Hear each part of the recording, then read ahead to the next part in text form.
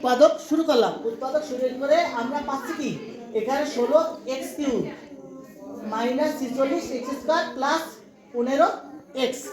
এই অঙ্কটা উৎপাদক করার জন্য আমাদের প্রথম নিয়মের কি ছিল? প্রথম রাশির সহগ গুণ কি শেষ রাশি গুণ করলে আমরা পাইছি কত? 200। গুণ করলে 16 গুণ হয়েছে 15 সমান 240।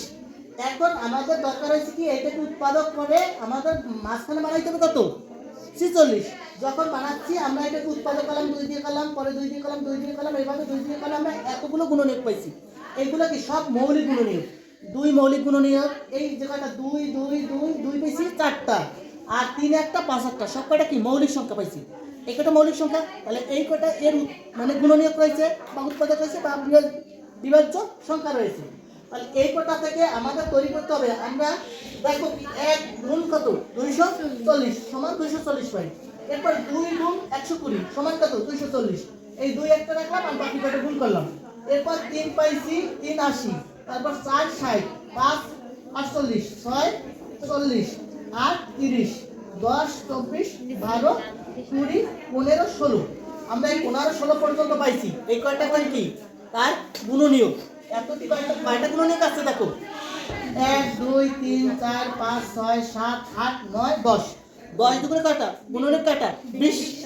এইখানে 240 এর গুণনীয়ক পাইছি কয়টা? 20টা। তার মধ্যে আমাদের এই 46 পাবো একটা গুণনীয়কের। কয়টা গুণনীয়ক? একটা। এখন যেহেতু 20টা পাইছি, প্রত্যেকটার সঙ্গে যেমন এখানে কত? 100 240 গুণ 1, তাহলে 240 আর 1 যোগ করলে 241 হয়। বিয়োগ করলে হয় কত? 239। এরপরে 1 দিয়ে গেল, এরপর 2 দিয়ে দেখি 120 গুণ হয়েছে কত? 2 সমান এটা যোগ করি 120 যোগ 2 তাহলে 122। বিয়োগ করলে কত পাবো? 118। এবার আবার পরের জোড়ায় 80 গুণ 3, তাহলে 80 যোগ 3 সমান 83, 80 বিয়োগ 3 কত? 77। এরপরে আছে কত? 60, 60 আর 60, তাহলে 60 আর 60 যোগ করলে 64 আর বিয়োগ করলে 56। এবার 48 যোগ 5 53, 48 বিয়োগ 5 43। আমাদের মূল জিনিস হয়েছে কত? লাগবে কত? লাগবে আমাদের 46। এখন পর্যন্ত পাইনি আমরা সবগুলো একটু লিখি।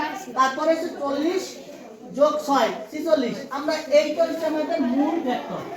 আমাদের 46 পেয়ে গেছি, কিন্তু তোমাদের প্রত্যেক উৎপাদক যে কয়টা বের করা এটা আমি দেখাই দিই। এরপর 40 বিয়োগ 6 36। এরপর 30 যোগ 8 গুণ করলে পাবো 240, যোগ করলে পাবো 38। 30 বিয়োগ কত? 8 সমান 22। তারপরে আছে কত? 24 যোগ 34, 24 যোগ বিয়োগ 10 14। এরপরে আরো দুইটা রয়েছে। এরপরে আছে কত? 20 যোগ 12 32, 20 বিয়োগ 12 8, 15 যোগ 16 31, 16 বিয়োগ 15 সমান 1। আমরা এই 10টা গুণনীয়ক সেট পাইছি। 10 দুগুণে 20টা। কয়টা পাইছি? 20টা। তাহলে আমাদের অঙ্ক কয়টা? একটা লাগবে। কোনটা লাগবে? এই 46। এই পর্যন্ত কোনো সমস্যা আছে? এবার যতগুলো উৎপাদক তোমাদের আসবে, যদি একটা উৎপাদক বোঝো, কোনো উৎপাদকের জীবনে কখনো ভুল হবে না। ঠিক আছে? মিডল টার্ম যেটা, এটা কোনোদিন ভুল করবে না যদি এই একটা জিনিস শেখো। এখন আমাদের মূল ফার্স্ট এবার আমরা লিখবো কি? প্রথম রাশি থেকে কমন নেব। কমন যাবে কি? x কমন যায়, তাহলে থাকবে কত? 16x² minus 46x plus 15। আমরা এবার আমাদের ওই জোড়াটা লিখবো। দেখো x রেখে দিলাম, এখানে কত আছে? 16 এর জায়গায় 16 থাকবে। এই দুটো কখনো পরিবর্তন হবে না। এবার এই দুটো চিহ্ন কখনো পরিবর্তন আসবে না, এই পর্যন্ত ঠিক থাকবে। শুধু পরিবর্তন হবে এইটা। আমরা এটা যোগ করলে 46 পাই। যোগ করলে তাহলে এখানে লিখবো কত? 40x প্লাস কত? এখানে আছে কত? 6x। দেখো এইটা যোগ বলি কি আমরা যোগ, কিন্তু এখানে দেখো চিহ্ন দিছি কি? বিয়োগ। কেন বিয়োগ চিহ্ন দিলাম? এখানে তোমার আছে কত? 46 কি মাইনাস আছে, তাহলে 40 আর 6 যদি যোগ করি তাহলে 46 হবে। তাহলে একটা আছে বিয়োগ চিহ্ন, পরেরটা অবশ্যই বিয়োগ চিহ্ন আসবে, তাহলে তো যোগ করা সম্ভব না। যোগ করতে গেলে কি দুটো একই চিহ্ন লাগবে। যদি এখানে যোগ থাকতো তাহলে এটাও যোগ হইতো, এটাও যোগ হইতো। আছে কি বিয়োগ?